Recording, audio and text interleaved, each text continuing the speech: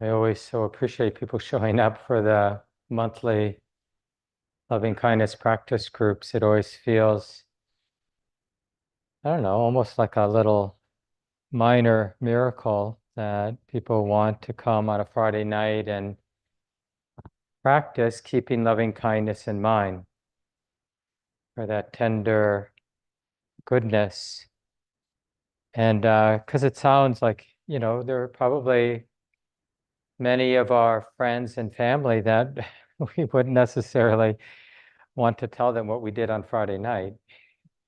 Yeah, I went to a Buddhist meditation center where we practice arousing, in a confident way that this heart, this mind is capable of goodness. And then we practice keeping that in mind.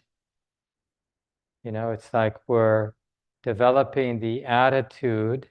We're not creating the attitude of loving kindness, because what we discover is that we're all capable of that. We have actual evidence of a natural, uncontrived goodness arising, right? Anybody in the room or anybody at home on Zoom never notice that organic, natural, generous quality of your heart? But it's funny how we can be dismissive of its power, its sort of ordinary but very functional, powerful way of being, no matter the particular situation we're in our life in any particular moment. In the Buddhist tradition, loving kindness is thought of as being incredibly nimble.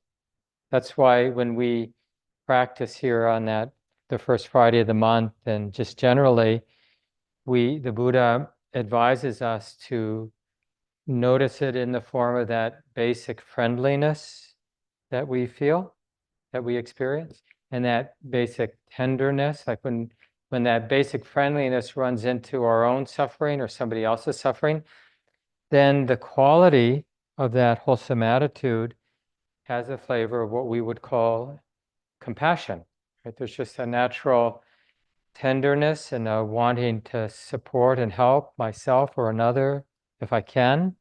But even if I can't, even if there's nothing I can do to alleviate my suffering or somebody else's suffering, that tenderness, that non-fear with the suffering of another or our own suffering, that stability to be with it, well, that's compassion. And then if that basic goodness, that basic friendliness runs into something beautiful, or somebody experiencing some happiness or success, then it arises, it expresses itself as an appreciation, like your happiness makes me happy. We don't get caught in envious states, like, well, why always are you happy? What about me? No, we appreciate wherever happiness arises, even really mundane happiness. Like a friend of ours orders something at the restaurant and they really like it. I mean, that's pretty mundane. But even that, like, well, I'm happy that you're happy with your meal. There's just like many examples of where we can appreciate, however simple the goodness around us that we see. And then the fourth sort of attitude that's related is equanimity. Even equanimity in the Buddhist context is seen as a radiant quality of love.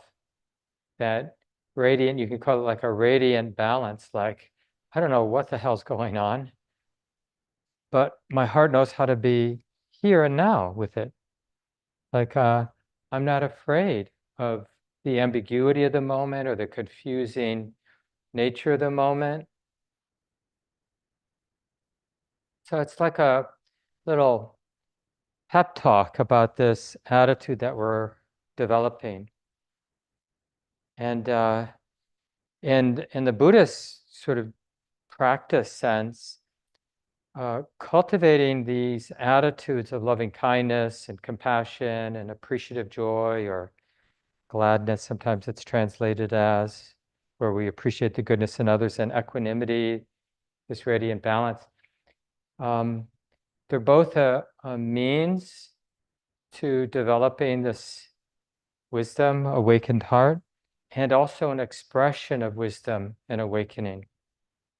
And that always made sense to me. And I think it's, for a lot of us, it's what, when we go looking for spiritual teachings that are trustworthy, when the means align with the ends, there's something trustworthy about that. Like, if we want peace, we practice being peaceful with conditions, these conditions, this moment, right? If we want a heart that is loving and compassionate, we practice being loving. We practice sensing the possibility of being loving and compassionate with the conditions that are here and now.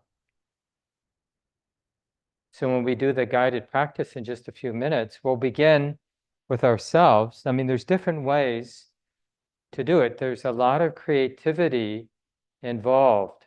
But the first step, the first part of the practice, you can't really get to the second part of the practice unless you're willing to be creative with the first part. And the first part is like, how can I access my confidence that this heart, right here, however broken it feels, or however wounded our heart may feel today, or beat up, or numb, but this heart is capable of that generous goodness.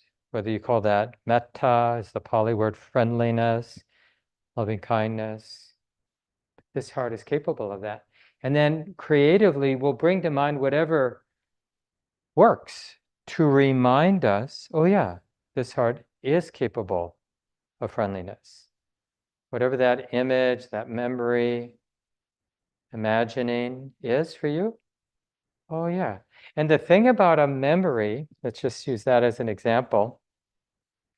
I mean, I remember a long time ago, must have been 1988, and I had been teaching at a great little elementary school in Oakland, California, and I was leaving to be with a teacher on the East Coast, and so there was a little, faculty gave a little party, the other teachers at the school gave a little party, goodbye party. And I remember getting this very organic, loving goodbye hug from the kindergarten teacher. She was many decades older than me, and she's a sweetheart anyway, I'm assuming she's still alive, but I don't really know. But it was so impactful because I just felt like the purity, no strings attached. She just wished well for me, right?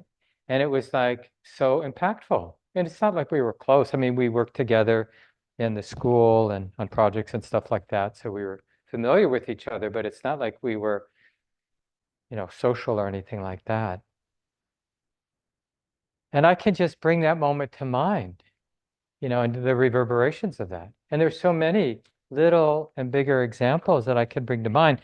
And that's the thing. It's like sometimes when we're invited to bring something to mind, we'll be dismissive. But really be pragmatic, like when I bring that memory to mind, when I imagine this, what's the actual attitude or quality of the mind and heart when I bring that to mind? Oh, is that good? Is that a goodness? Is that a basic friendliness? Does the heart have goodwill when I bring that to mind? Oh, and then there's the transition from using the memory or whatever image or the person you bring to mind or a pet you bring to mind to the attitude, to the quality of the mind that memory or that image or that imagining evokes, right? So that's the second step, where you're noticing the actual generous quality of that metta, of that loving kindness. And it's not the idea, although you can use the idea, but it's for lack of a better way of saying it, it's a visceral, energetic quality, and it's characterized by that generosity, that giving, right? There's something expansive that you can feel when you've gone from creatively finding a memory, an image, an imagining, to actually the attitude itself. And there's a little magic there, because you can't imagine something or remember something without this heart in this moment being affected. Even though you're remembering something from the past, the effect is here and now. The mind, the heart, that's here and now. And you have to do that switch where you're less dependent on the memory and more interested in the quality of your heart and mind right now. Oh, this is a generous, giving heart. And you want to notice that natural characteristic of inclusivity. Like that's in a Buddhist sense, the way the Buddha talks about metta, loving kindness, is that it's inclusive. It's not dependent on the particular person you brought to mind. Because if it is, then that we would call like an attached love. Like I love you, like people have on their bumper stickers, God bless, and then they're very specific, as if like whatever God is not going to care about the rest. But that's not metta. When we feel actual generosity of the heart, it may want to go to one place, but when we really look at it, it naturally spreads, and it's inclusive of what's around us. We treat our shoes differently when we have a lot of metta. We're not rough with things. We just become naturally more gentle and caring when that attitude is in mind. Just like when aversion's in mind, even though it might be triggered by a particular interaction we had, it tends to leak over into everything we touch, right? Or look at. Everything bothers us. We had a bad day at work because someone pushed our buttons. Then we hate the traffic, and we hate our, car because it's not this kind of car, and we hate our life, and we hate our body, and we hate the news we're listening to on the radio, and it's just like, because the irritation, it's like that's the filter, the attitude of mind that we relate with. So that's probably enough of an introduction. Why don't you, if you need to stretch your legs, do so, but we'll sit for about 30 minutes. I'll give some guidance. We'll use some phrases, but you can be creative about those. Like I said, you have to find your own way to arouse it. So whenever you feel ready, just settle into nice, for you, what is a comfortable sitting posture where you won't be distracted by physical discomfort. You might just begin by taking a couple of longer, deeper breaths.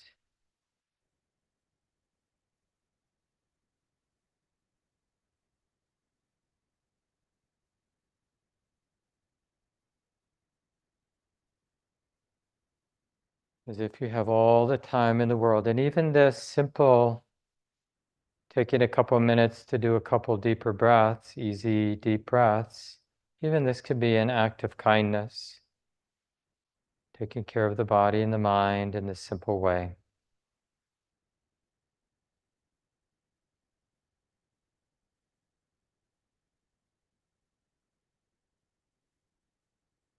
And eventually allow the breathing to continue on its own. So nice not to have to manage the breathing process.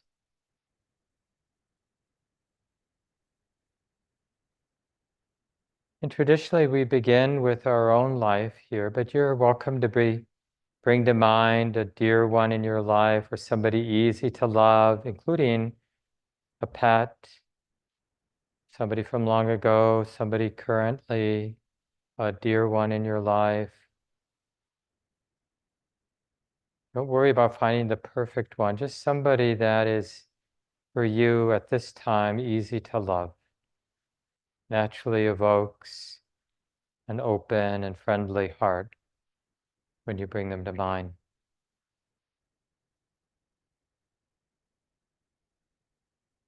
And for some of you, that means having a visual image or having a particular memory. Or if you're working with yourself, you can just begin with the felt sense of your body sitting here. And I'll repeat some phrases and then you can repeat them silently after me if they seem useful, or come up with your own related phrase. May the deepest wisdom and love protect me always. So I'll say it in terms of bringing to mind my life right here, but you could just change the pronoun so it makes sense with whoever you're bringing to mind. May the deepest wisdom and love protect me always.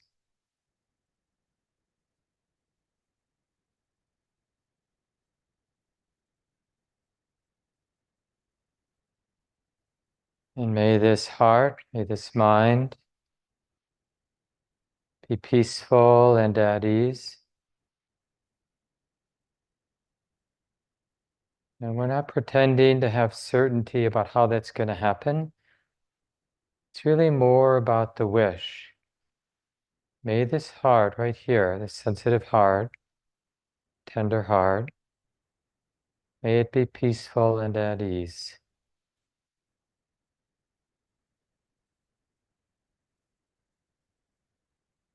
May this body here be strong and healthy, free from pain. And of course, that may not be that way for us or for the person you're thinking of, but the wish is still good. May this body, may your body be strong and healthy and free from pain.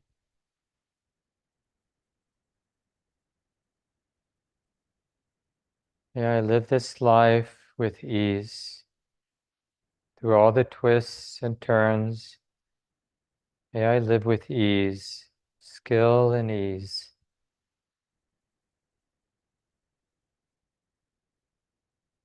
Take a few moments, see if you can sense that generous quality, that expansive light,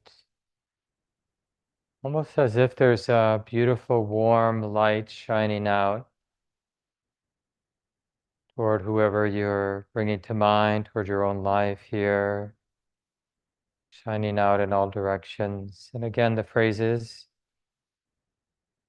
may I or may you. May the deepest wisdom and love protect me, protect you always.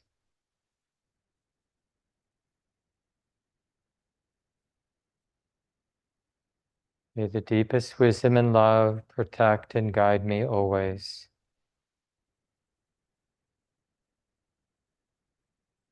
And may this heart here, or may your heart, be peaceful and at ease.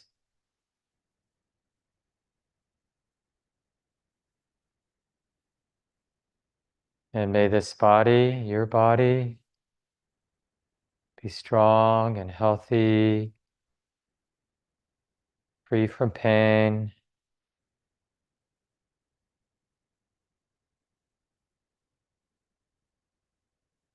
And may I take care of my life with ease and with skill through all the twists and turns.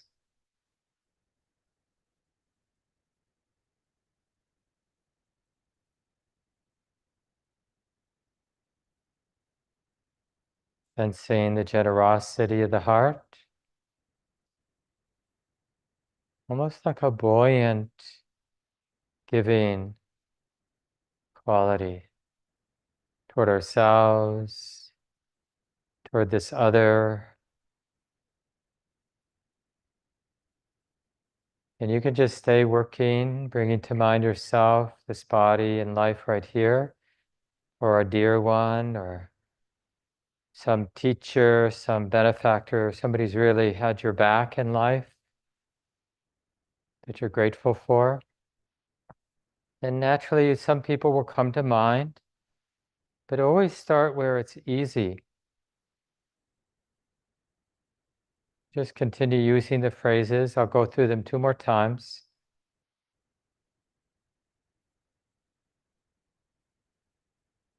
May the deepest wisdom and love protect and guide you always.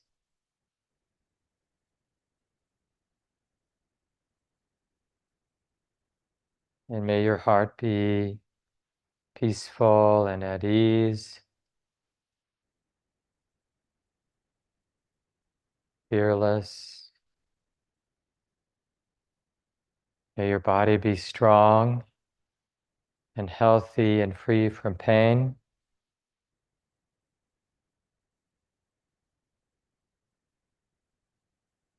And may you take care of your life with ease, with skill, through all the twists and turns.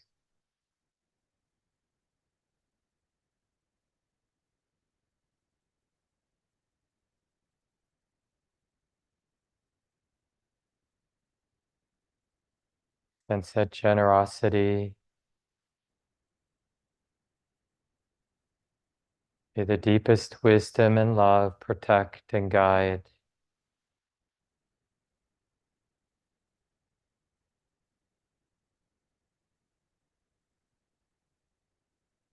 May our bodies be strong and healthy and free from pain.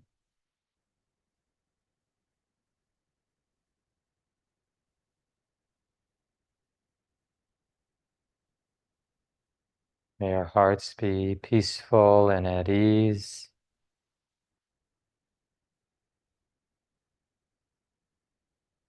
And may we take care of our lives with skill and ease through all the twists and turns.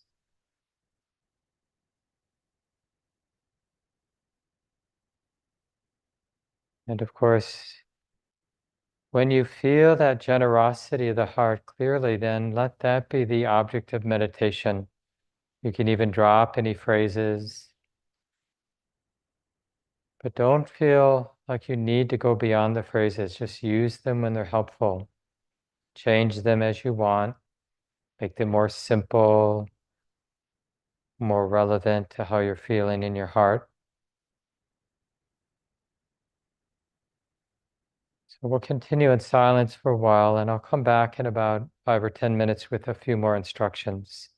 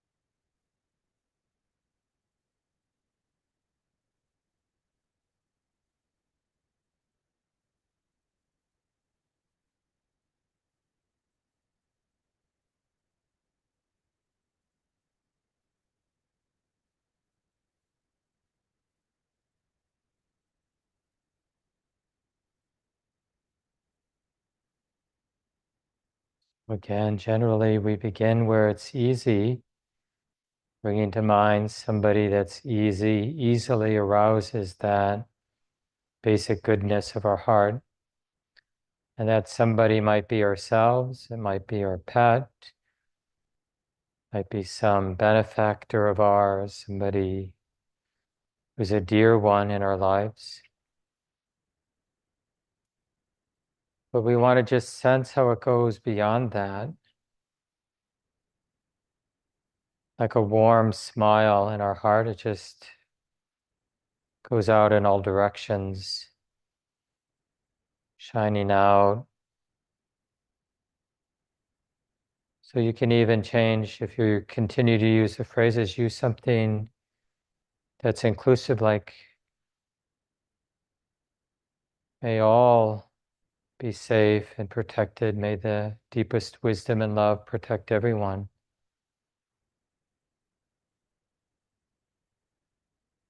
May everybody have a peaceful heart, an easeful heart.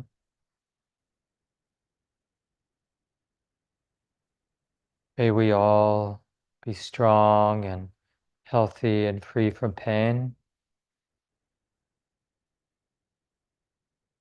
And may we live our lives with ease. May we be skillful through the twists and turns of our lives.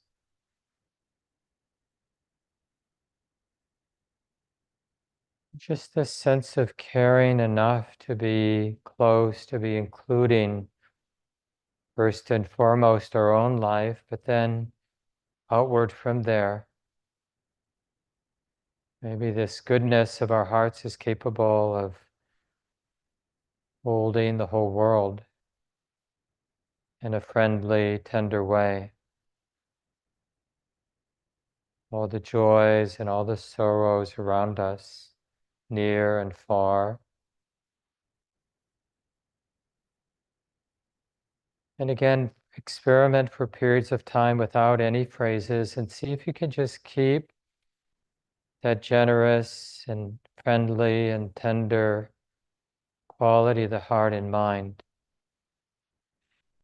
And then when you need the support, then bring to mind a particular person or even a group, all your friends together, all your colleagues at work, for example. So you can bring a group to mind, or the group here on Friday night together on Zoom at the center.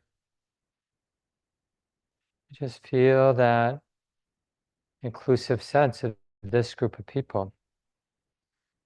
May deep wisdom and love protect us all. May our hearts be happy, peaceful, and at ease. And may the bodies here be healthy and free from pain. May we all take care of our lives with ease and skill. So let's continue in silence for some more time.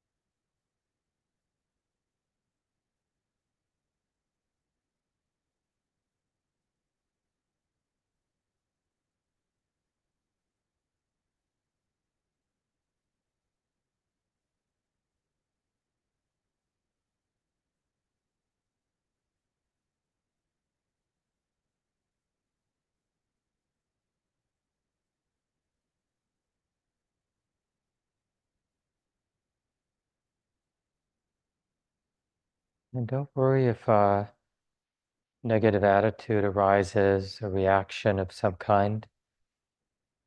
See if you can have metta, just a friendly, forgiving attitude about any negativity that might get triggered.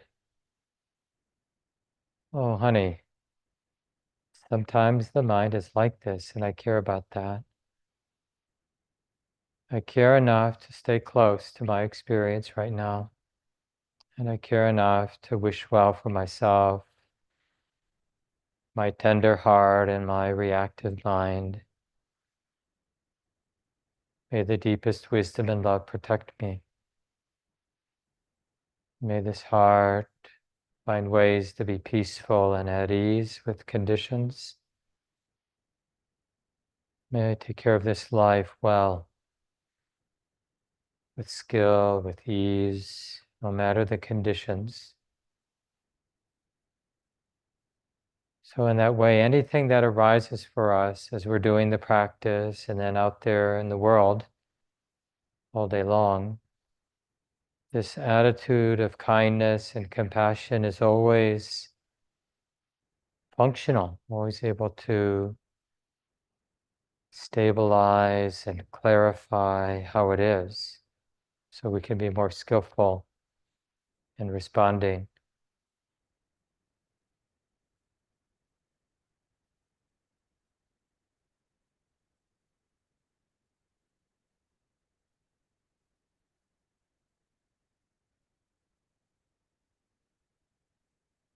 Maybe for a couple minutes, see if you can just do your best, but see if you can keep this attitude of friendliness, goodness, tenderness in mind, even without any specific images or phrases.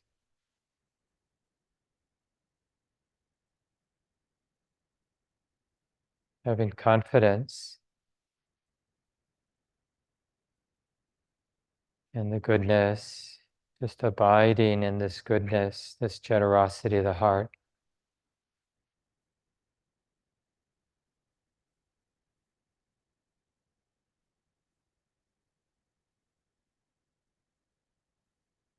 This willingness to include the way it is, to not throw anything out of the heart.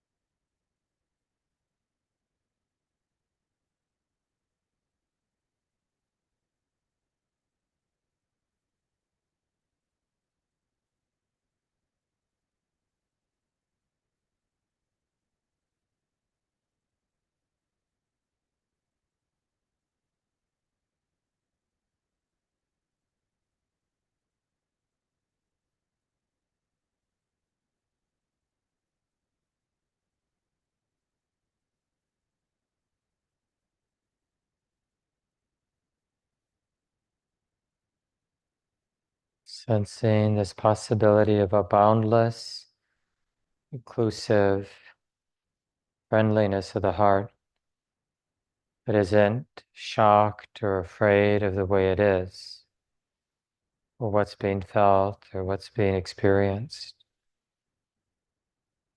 The Buddha's words, which we chant often at the center, some of you, many of you maybe have heard us do this chant, but Buddha would use this as the basic instruction. It goes like this: I will abide, pervading all quarters, with this heart imbued with love, with metta, this basic goodness, above and below, all around, everywhere, nothing left out. I will abide, pervading the all-encompassing world, this present moment, with loving kindness, with this goodness of the heart, abundant, immeasurable, free from hostility, free from all ill will. I will abide.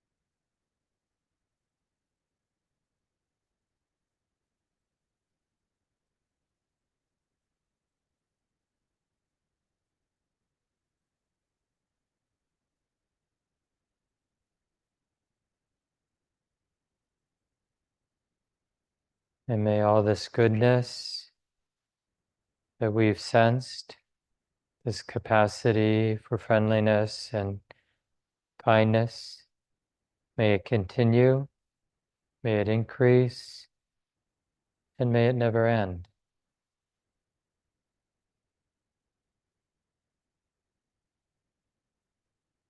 And we can resolve as we end now to just do our best to keep this capacity in mind,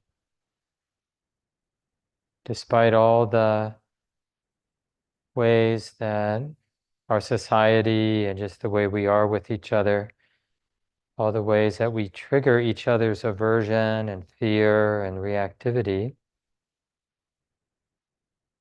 Well, it's possible to trigger the opposite, to remind each other basically of the possibility of forgiveness and patience and tenderness, kindness and compassion and acceptance and understanding.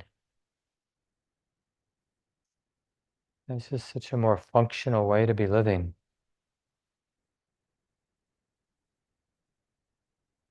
So you can begin to open your eyes if they've been closed and stretch out your body a little if you need to. And I'm going to invite Chelsea to come up.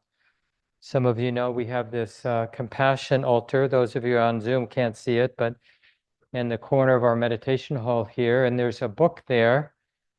And then even people who don't live in Minneapolis area, you can just send the center any good wishes you have, like if somebody in your family is experiencing some great success or going through some difficulty, and you just want the love and prayers and good wishes from the community, we'll write it in the book, or you can write it in the book. There's always a pen over there. And then we just take 5 minutes here on the first Friday of the month, and Chelsea or who's ever leading the group or helping lead the group will share what people have written. So I'm going to hand Chelsea this.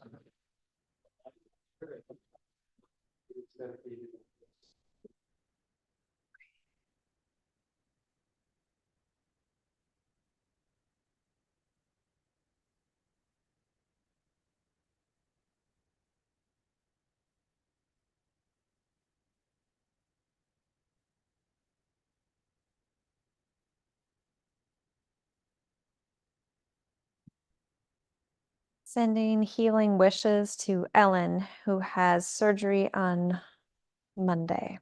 May the deepest wisdom and love guide and protect you.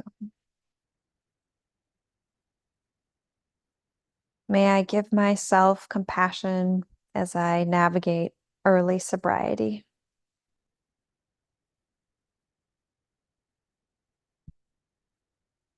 Metta for Dash, a little boy with big feelings in the midst of a very confusing world.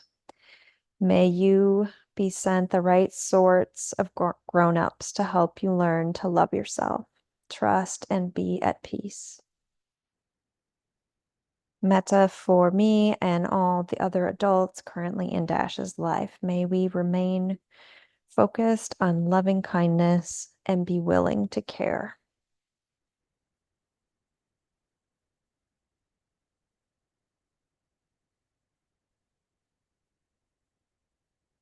Sending healing love to Eric.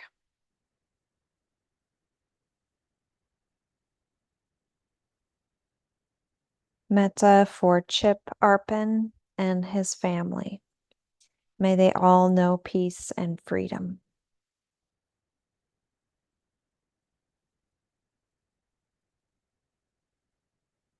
Metta for all who struggle with Lyme disease and for those who have lost their life due to uncontrollable infection.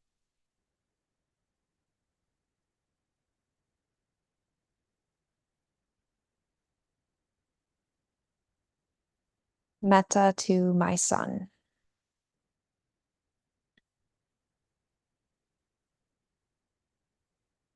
Metta to my sister and her family.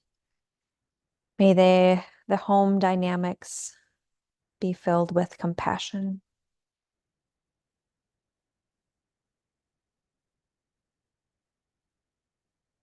Metta for all imprisoned beings.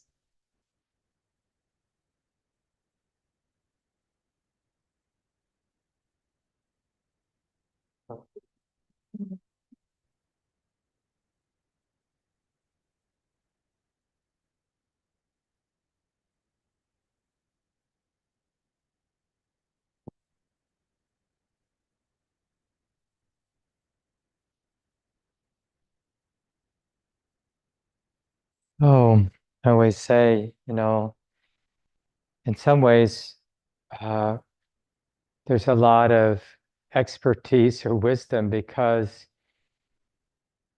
the thing about as much as we get reinforced to be afraid and aversive and fearful and angry and hateful and, basically all the opposites of love, the thing that life teaches us, to whatever degree we're sensitive and awake, what does life teach us?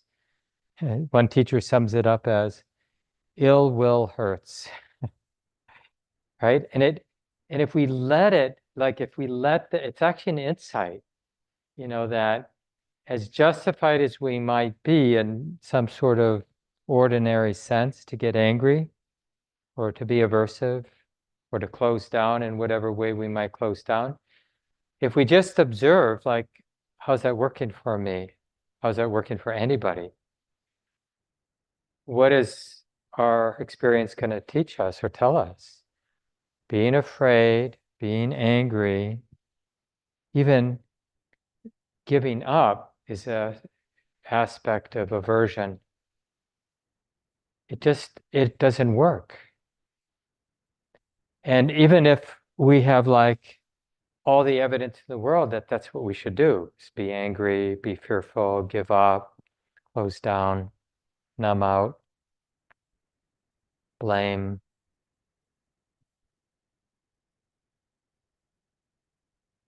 One person, I don't know if people know Sylvie Borstein, she's this great combination of a really wise Buddhist teacher and but culturally, kind of the quintessential Jewish grandmother. She's quite old now, well into her 80s, still teaches at Spirit Rock, one of our sort of grandmother institutions in this insight meditation movement in the West, north of San Francisco, is sort of that place. And then Insight Meditation Society in Massachusetts are our two motherships. That Common Ground is sort of in that lineage.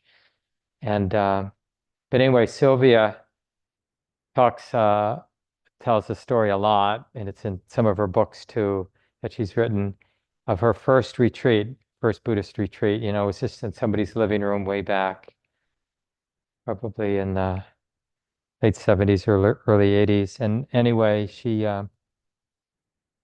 looks up and sees this plaque on the living room wall that says, "Life is so difficult, only kindness makes sense."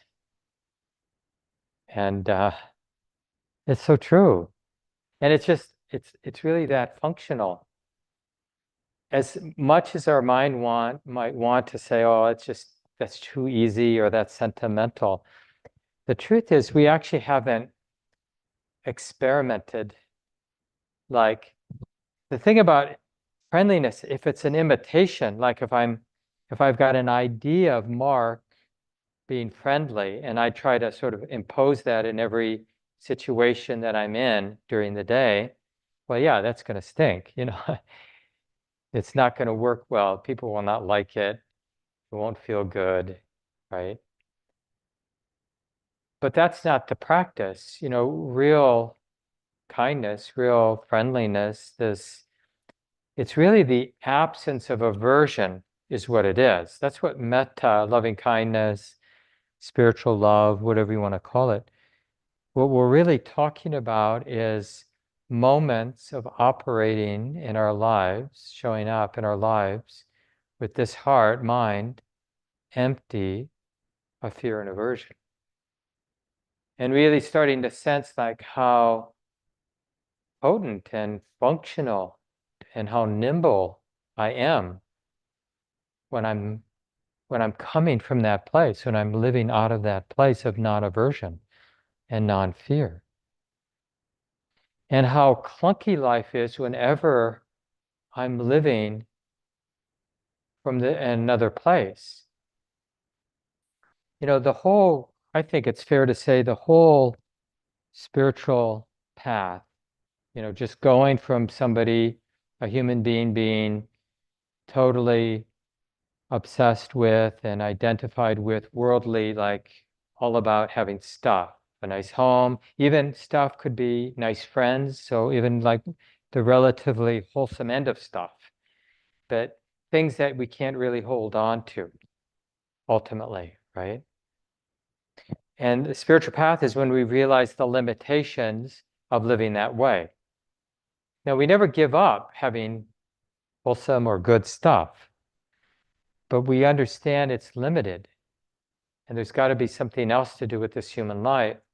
And that something else is really about uh, it's a realization, it's like an awakening where we see the possibility, not about sort of gathering resources to me or good friends around me or living in the right place or having the right job,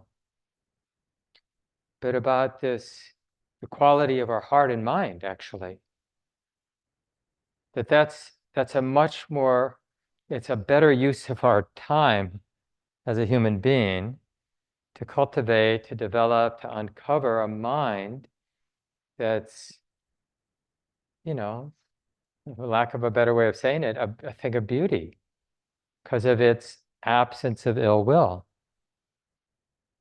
And it's funny, what's strange is that all the other stuff seems to start working better, all the kind of practical stuff, like navigating relationships and money and power and all these other things in life. When we emphasize like what really matters, okay, I got to do what I got to do today. I got to shop, I got to show up at work and get these projects done, and got to take care of this problem in my life that some difficult relationship that I need to make amends with or something. But what is always, as we practice, as we cultivate a spiritual life, what always comes first is, as I'm doing all those things I have to do, what's really important is to be relating with wisdom and love. And how do we figure that out? Well, first we try to imitate it, imitate being wise and imitate being kind. And like I said, that usually gets stinky fast and doesn't work. So then we really get interested. Like we start paying attention to our own mind and heart and noticing the difference. Like there's ill will, but there's always the capacity to care about the ill will. Or there's envy, and then there's capacity to, oh yeah, that's envy, and it's tight, and I care about it. I care about how painful it is to be envious. Or there's wanting revenge, and then there can be that wise and kind knowing, oh yeah, the heart really wants that person to hurt. And how does that feel? Oh, it hurts. And I care about it. So it's never far away, and it's not about pretending that all these other so-called negative patterns or tendencies of our mind don't exist. They do exist. And it's not personal. You didn't go looking for the personality that you have or the conditioned habits that you have. None of us chose to have this sort of package of attributes, right? Tendencies, underlying tendencies. That's just how it is for each of us, differently, our lived experiences, the ways that our heart and mind has been conditioned by pain, by success, by everything in between. But no matter how difficult our background has been or how privileged we are, there is a capacity, there's always this capacity to kind of be awake, to be aware with wisdom and kindness. Oh yeah, it's like this, just like we can, as we could with whoever we're related to or whatever we're related to. Oh, this is what's going on now. This is what's being perceived or felt or noticed. And we have this capacity to see it wisely and kindly. Wisely just means seeing it as the activity of nature. Yeah, given what's going on, it's like this. Right? Wisdom means we don't second guess, like we don't waste our time wishing it were some other way right now, because it is this way right now. So that it sets up that acceptance and that sort of uncovering of this capacity of love. Love in a kind of a strict sense is the opposite of aversion.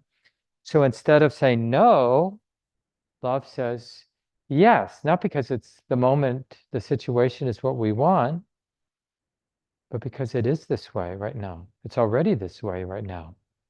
This mind, this external situation in my life, whatever. Yeah. It doesn't prevent a kind of strong, or even in moments when it's appropriate, a fierce reaction. Because sometimes that's the loving thing to do, is to speak truth to power, let's say, or something like that. And sometimes the loving and healing and appropriate thing to do is not say anything. But we only know what's appropriate when we make peace with the fact that it is like this now. And my heart feels like this now. And I'm sensing this around me right now. Imperfectly always, right? And it's like that's what love can do. It's like the stereotype of a wise grandparent, and the grandchild is freaking out for whatever reason. Like the stereotypic response is like, I'm not afraid of your tantruming.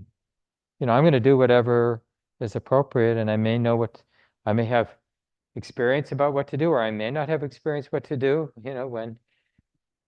but I'm not afraid.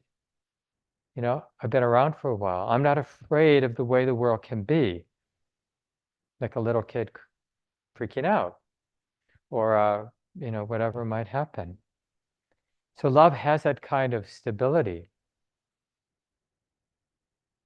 but it's a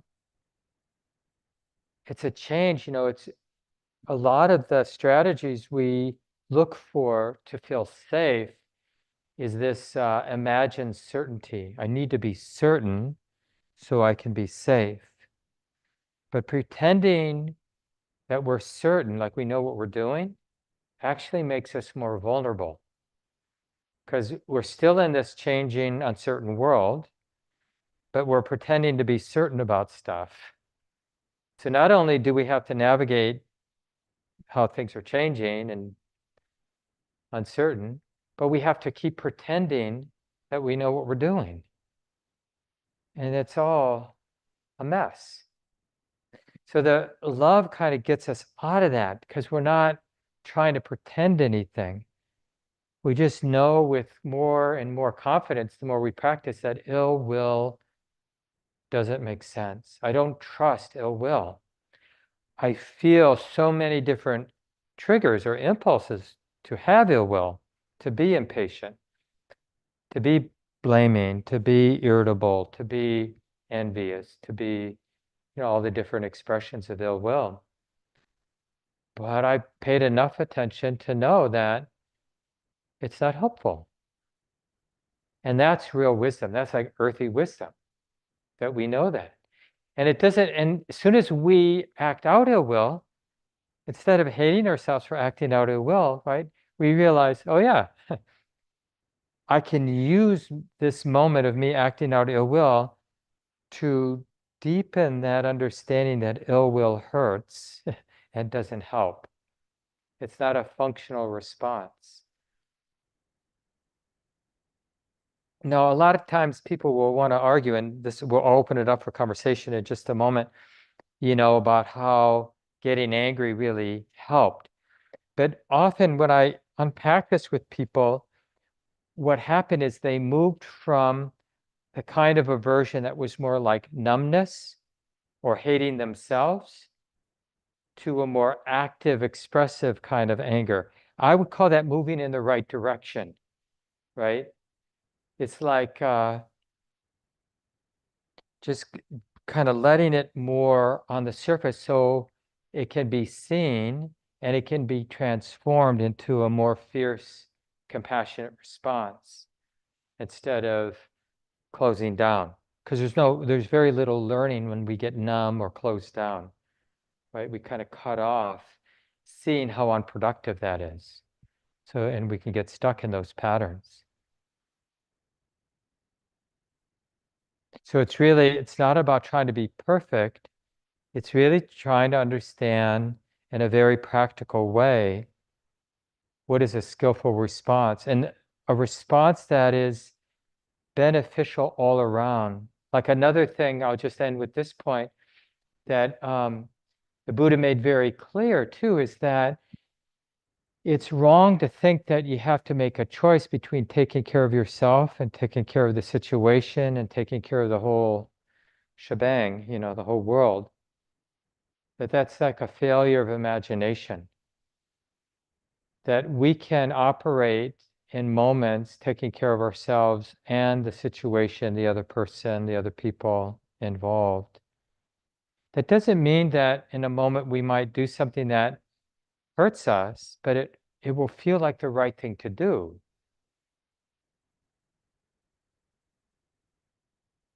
Because otherwise we tend to justify, either we hate ourselves, so we give too much to the situation or to the others, or we take care of ourselves and we justify harming others.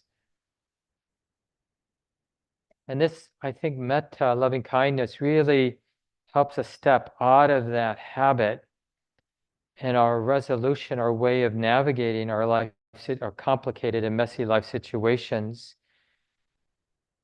Yeah, they're wiser because we're not afraid of the mess.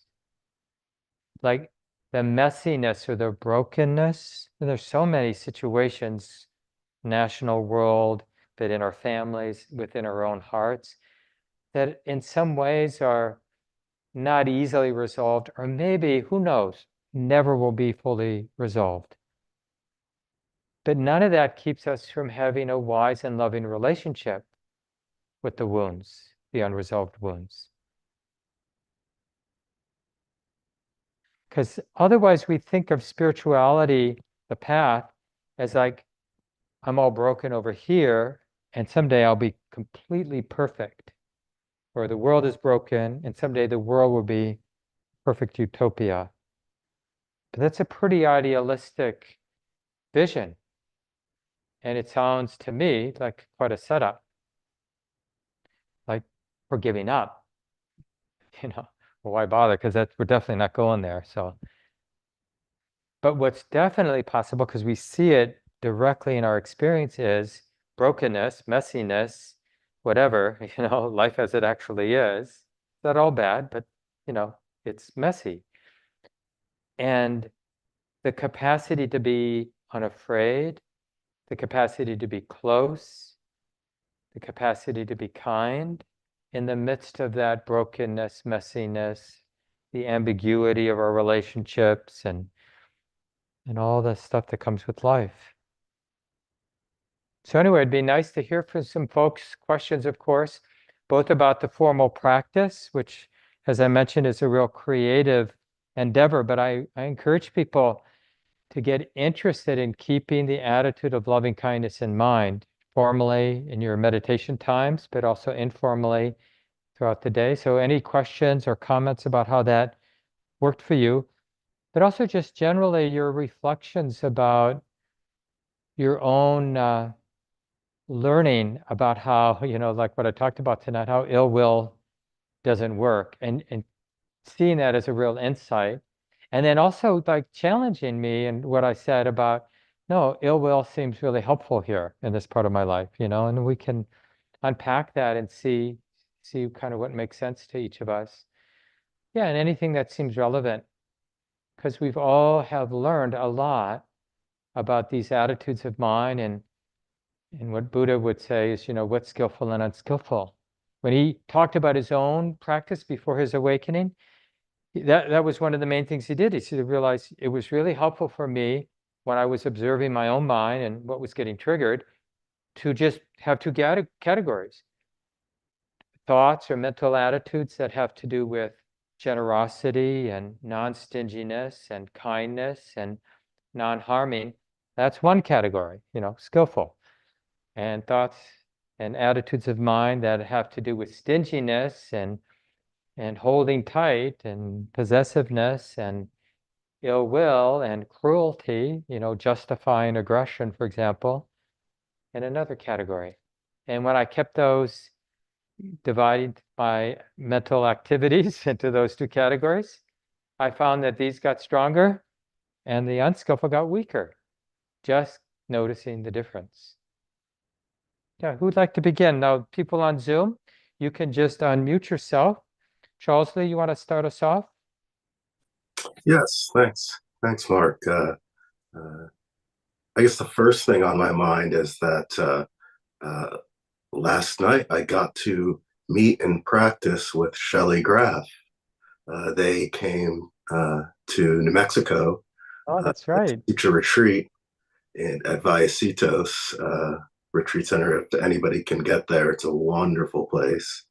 But they were the guest teacher at the Albuquerque Insight meditation community. So it was so wonderful to get a three-dimensional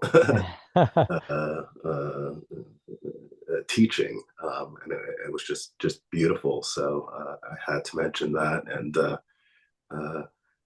and then certainly, you will see me in the Twin Cities at some point soon.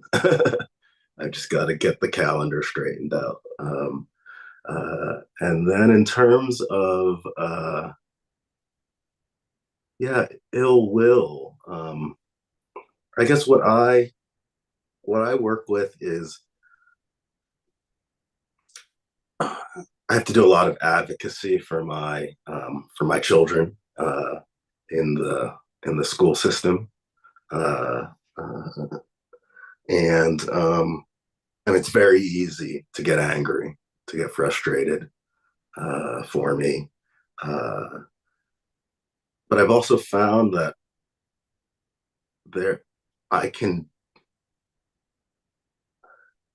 I guess outwardly it can look like the same action or behavior from, it can look like I'm doing kind of the same thing, but intention really matters.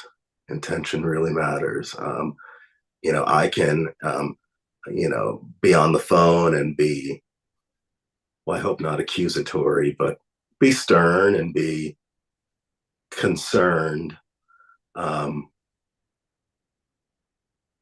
And sometimes I guess, sometimes I can, it can cross over into anger and ill will. But sometimes it can stay with concern, and it's still a difficult conversation. It's a difficult one for me to say, and I think it's a difficult one for the other person to hear. It's not making them, I'm not people pleasing. I'm not making them happy. I'm not making them comfortable.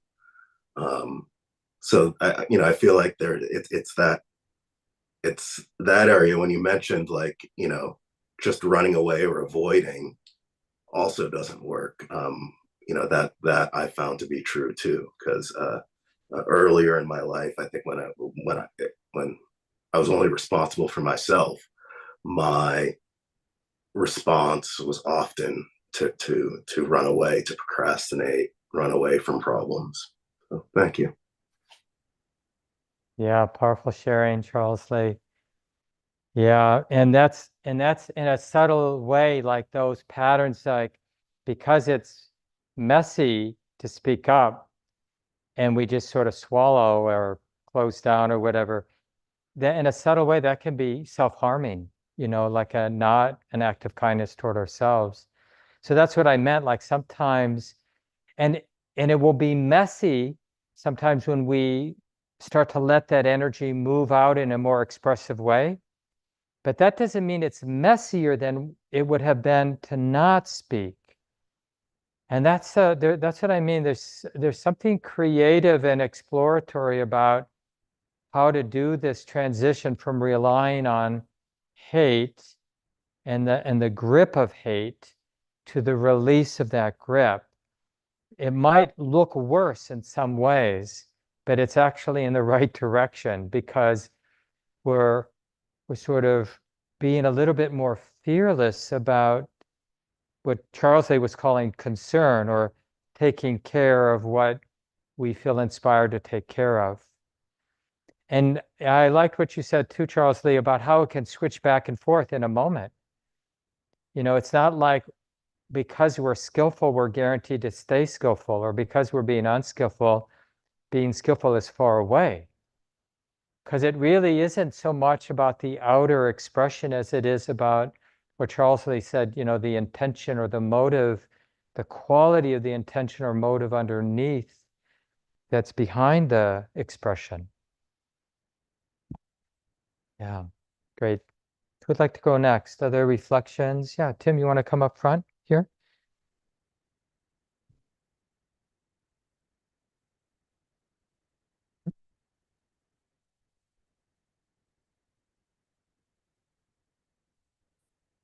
Thank you. My name's Tim. I'm finding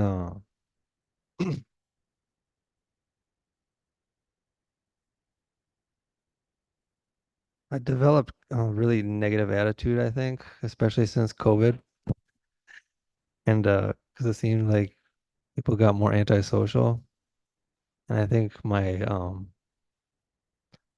idea of inclusivity was like, oh, I guess that's what we're doing now. And I kind of just took for granted that like everyone hates each other. Um, but more recently I'm finding that's not gonna work. I can't like keep doing that because I've faced some difficulties lately, direct related to negative thinking. And also just like during the practice tonight, I was just seeing how much my the negative thinking kind of like hijacks that experience of inclusivity and like tries to the mind tries to convince itself that this loving kindness isn't as relevant as like thinking things through and like the rational arguments for it why it's actually smarter to like be closed off. So that's what I noticed tonight. Thanks. Yeah, thank you, Tim. That's why we have to do our own research, in terms of the functionality and the healing quality of these attitudes, or this, really, it's a group, like I mentioned at the beginning tonight, of attitudes. I mean, it's really a spectrum of expressions of love. We use the Pali word a lot, metta, because our word love, our English word love, just means so many different things. We love hamburgers, So we're talking about a heart, which is it's an insight to recognize more and more in our lives this heart when there's no aversion or fear. So relating in any moment, and to really, then it's sort of like we're distilling it, so we get familiar, like we can refine it, that way of being in a moment, that way of relating or being in a moment. And we often talk about it in sort of radiant, abundant, exalted states of loving kindness. But it can be very quiet and simple too. Just a normal mind, heart that isn't colored by ill will. And can we get familiar and really interested in that?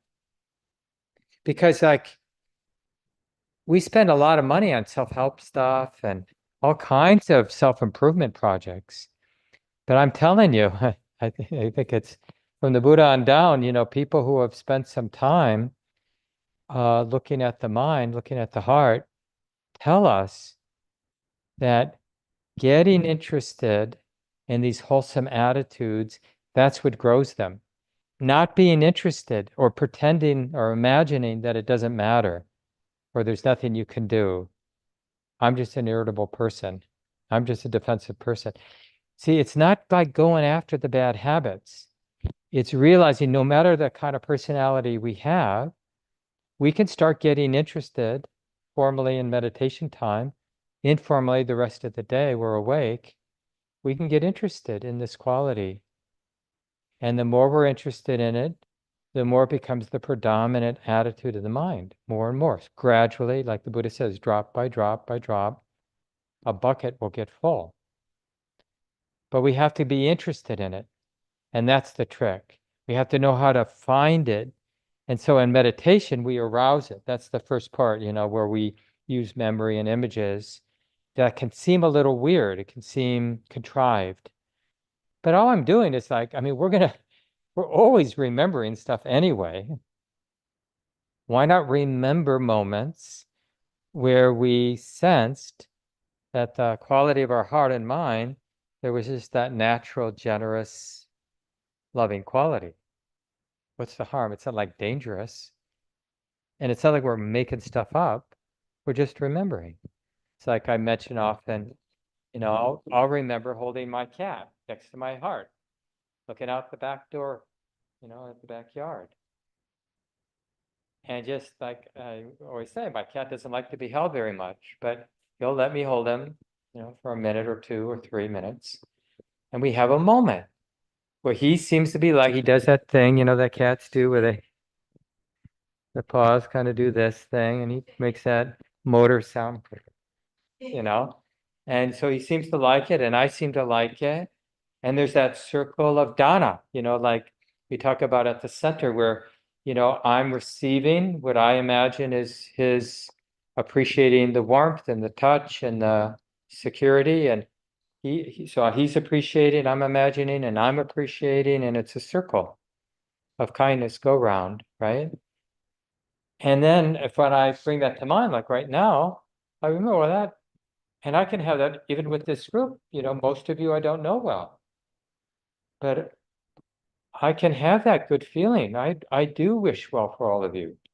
I don't have to know your particular life situation. I don't even need to like you, like to want to spend time with you, to wish well for you. That's the amazing thing. And it's not like a stretch. I just have to tune in because it's to my benefit more than it is to your benefit to wish well for you. I can sense that directly. Me not having ill will or fear or throwing anybody out of my heart feels good. But we have to be there. We have to be present enough to notice how good that feels, to not be holding the world out. But it isn't the same as like, an example that's used in the tradition, like we're not going to invite a rattlesnake into our home, but we don't have to hate the rattlesnake.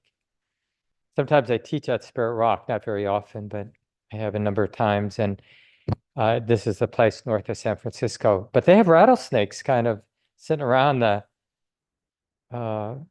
retreat center. The last time I think I was out there in the middle of the pandemic, right when they reopened. And right at where the teachers have these little cabins where we stay, and there was just a rattlesnake sitting in the sun just off the path and, sort of getting its warmth and from the sun. And, we didn't bother it and it didn't bother us, but, but it was just like to know, I want you to be healthy. I want you to be well. I want you to be safe. And I want me to be safe. And, but that does not get in the way of me keeping my distance, and not forgetting where we saw the rattlesnake, and being aware when I'm walking around at night. And, we have so many people in our lives that we have to be careful with for any number of reasons. So, Tim's point about like, we could all generate, and if we work together, we could generate such a list. We could fill up this whole wall with reasons to be afraid, reasons to be angry, reasons to be upset, reasons to want to hit back, right? But taking care of ourselves, does it require ill will? It might require, like Charles Lee was saying, fierceness or assertiveness and steadfastness, like not giving in or really making sure that our voice is heard or my point is made. It's kind of interesting. My wife, Wynn Fricke, who's the co-founder of Common Ground and one of our teachers here, we'll get in arguments. We've been married for a long time and lived together a few years before that. I think this might be our 32nd year now. We're in the middle of being married and then having lived together before that. So we've been together a long time now. And, but we'll have arguments, of course. And, but it's just interesting about, because I think I can speak for, we both get hurt sometimes when we're saying what we're saying to each other. But it's just interesting how, in a way, speaking for myself, it's like I've learned to be sort of more freely engaged in those arguments as my practice has deepened, less afraid of them, of just sort of speaking what I have to say. And interestingly, like even saying what I have to say, but also holding, like with some humility, like, but I don't really know, but I feel compelled to, make this point. It's just so interesting how we have to navigate in this world where things are ambiguous, but just because they're ambiguous doesn't mean we can't take a stand or shouldn't take a stand. Still, taking a stand might be the most loving, kind, compassionate thing to do for ourselves, for the situation. Yeah, there's time for one or two more folks to share. Anybody in the room, anybody online, you can just raise your digital hand. And if you don't know how to do that on Zoom, you could just unmute yourself. Let me know that you want to share. Looks like Sean has his hand up. Go ahead and unmute yourself, Sean. Hi. So this is my first time coming for this, the Friday night metta group, and I wasn't aware that that list in the corner of the room got read out. And I was just bawling when, when someone read that out because I've written in it several times and I didn't know. It was just a beautiful experience to hear that shared. Second was I really appreciated you just touching on kind of the progression from being shut down and numb to not allowing feeling upset, not allowing to feeling anger, and then taking the step to when it's like I'm acknowledge I'm angry and I'm projecting it outward. And it might not seem like it's helpful, but it's a step in the right direction. To actually honoring how I'm feeling in a situation, and that the anger is a call for me to be present in my life, you know? That took a long time to become aware of, and I appreciate the way you framed it as a progression there. And yeah, I'm just grateful to have tuned in. There's one more thing that I noticed at some point that for a very long time I kind of went to I don't care, I give up as a base mode of relating to the world, you know. And I realized at some point that I'm upset not because I don't care. I'm upset because actually I care a lot, you know. And that once I was aware of that distinction, it kind of gave me more power to be present and to deal with things. It was a completely different angle. So yeah, thank you for this tonight, and I think that's it for me. Thank you, Sean, for sharing with us. Yeah, very powerful. And And that point, that last point, especially about realizing that we do care a lot, that our heart is impacted, and how, because there's a lot of suffering, even within our own lives, and certainly as we kind of go out, our families, our friends, and the wider world, so much oppression and so much terror and so much poverty and confusion and people numbing out in all kinds of different ways. And we have to, as we honestly open, we also have to be compassionate and aware and responsive to what in this moment, not what we want to be able to handle, but what we can handle. So to kind of turn away can be a compassionate thing to do, because it might allow us to turn back in a more fresh, creative, powerful way, having put something down. And this is true even with something as simple as dealing with physical pain or an illness. If all you're doing is paying attention, and then that's triggering concern, but the concern will migrate over to fear and then to anger, like, why me, right? Well, that's not helping anybody.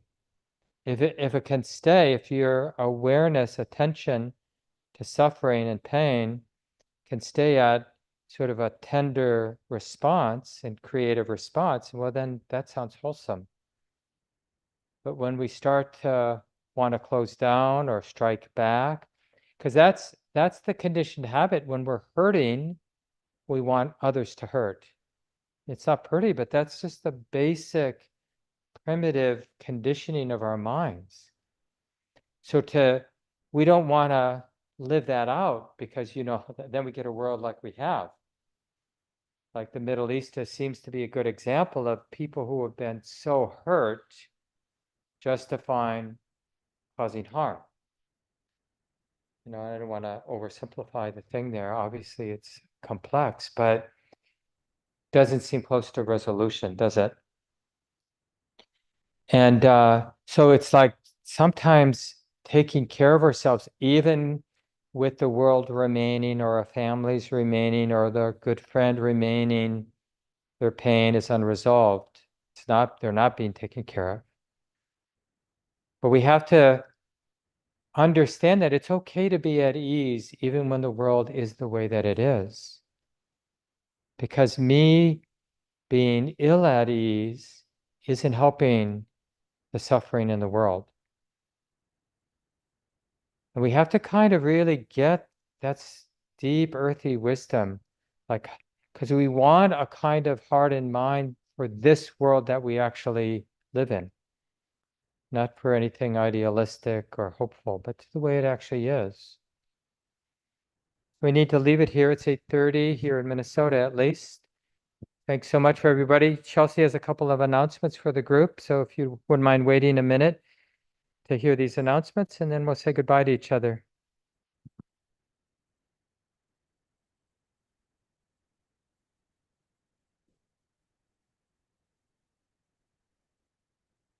Oh, there's a lot of good stuff coming up, and half-day retreat on Saturday, September 14th with Mark. And retreat practice is a really great way to move from just being present on the cushion to building more continuity of awareness throughout the day. So highly encourage that. And to start with a half day is a good way to ease yourself into it.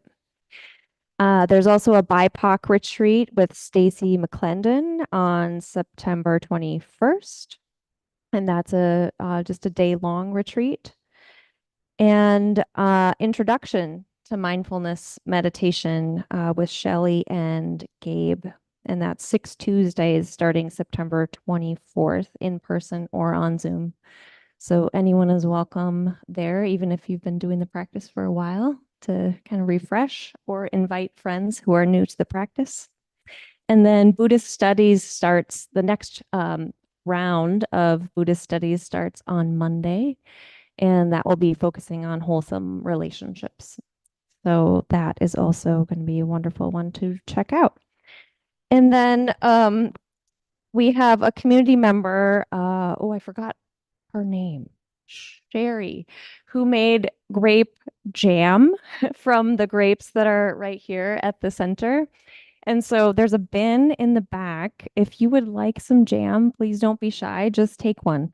And she said to tell people it's only going to last a week because it's not sealed in like a canning sort of way, but they're sanitary and delicious. So please help yourself. And to register for any of these programs, just get online and click on the calendar on our website, and you can just register through there, and all the programs are offered freely. If your heart is moved to donate, you can. And there's a bowl outside of this room in the lobby. You can put cash or check in there, or just get on the website and donate online. Thank you so much, everyone. For your help tonight. And thanks everybody for coming. Really great to have you here, and especially those of you who spoke up. Have a good month. Maybe we'll see you next month. And Stacy will be leading, Stacy McClendon. We alternate each month, so she'll be here next month. Take care. I'll say goodnight to all of you on Zoom. Night, Mark. Good night, everyone. Good night. Mark. Good Good night. night. Thank you. Nice to be with you all. Thank you, Mark. Good night.